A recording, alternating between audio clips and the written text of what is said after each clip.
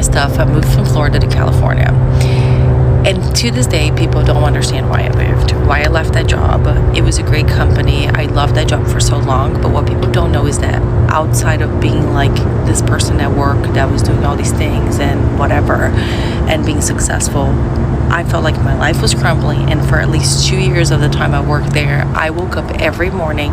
My first thought would be, I think I'm going to die.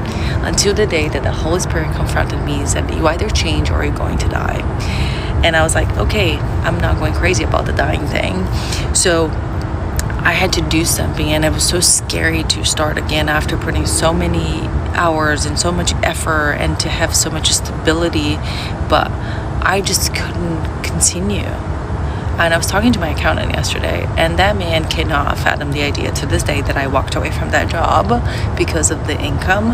And I'm like, dude, I do not want to wake up thinking I'm going to die every day. That's no way to live. And I've tried to manage while I was there. I've tried to adjust things, and I just couldn't. I couldn't find a way.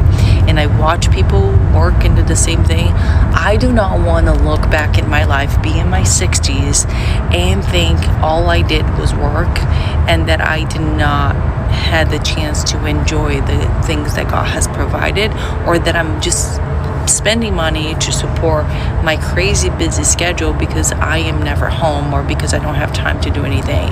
And then whatever free time I have, all I want to do is just sleep and like not talk to anyone, because that's where I was. So I talked to so many of my friends that either work with me or that I know, or people that I just meet, that they are in these positions where they hate where they are, but they're just so terrified and they just keep going. And when you look, it's 6 months went by, a year went by, and nothing changes. And the thing is, like, if we don't change what we're doing, things are not going to change. You can keep hoping, you should try to adjust, but it comes a point where you have to make a decision. I've restarted so many times in my life because we all go through these things, and he always figures it out. If you're pursuing the right things and you trust that God is going to provide things for you, doors will open, and you're gonna learn to apply your skills into other things, and you're going to go through challenges in the process. You're going to have uncertainties and tribulations, and that's just life. And even when you think you have stability, you don't really have, because if you work for a company, tomorrow they could fire you, and that's it.